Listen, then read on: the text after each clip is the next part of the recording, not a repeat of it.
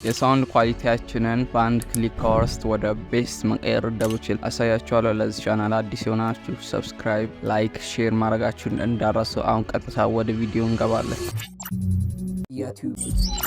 አሁን ወደ ፒሲያችን ገብተናል። በመጀመሪያም የቀዳነውን ድምፅ እንስማው። የሳውንድ ኳሊቲያችንን በአንድ ክሊክ ከወርስት ወደ ቤስት መቀየር እንደምችል አሳያችኋለሁ። ለዚህ ቻናል አዲስ የሆናችሁ ሰብስክራይብ፣ ላይክ፣ ሼር ማድረጋችሁን እንዳትረሱ። አሁን ቀጥታ ወደ ቪዲዮ እንገባለን። ድምፁ በጣም ያስጠላል።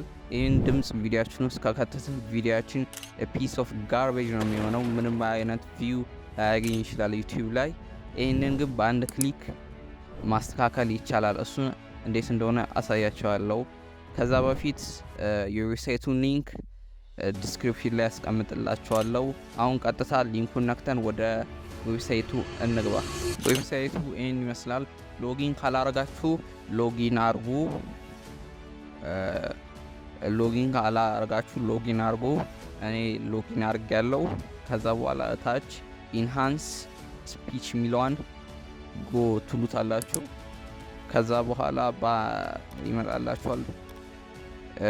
ኦዲዮአችሁን ድራግ ታረጉትና ድሮፕ ማድረግ ትችላላችሁ፣ ወይም ቹዝ ፋይል የሚለውን ነክታችሁ ፋይላችሁን መክፈት ትችላላችሁ። አሁን አፕሎድ ያደረገ ነው። ቮይሳችንን አፕሎድ አድርጎ ጨርሷል። አሁን ኢንሃንስ እያደረገ ነው።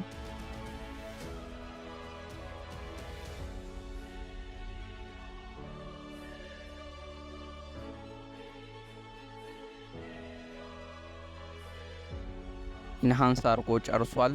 ይህን ድምፅ ለቪዲዮአችሁ መጠቀም ትችላላችሁ። ይህን ድምፅ ቪዲዮአችሁ ላይ ከከተታችሁ የበለጠ ኢንጌጅመንት ዩቲዩብ ላይ ልታገኙ ትችላላችሁ። ቲክቶክ ላይም ሊሆን ይችላል።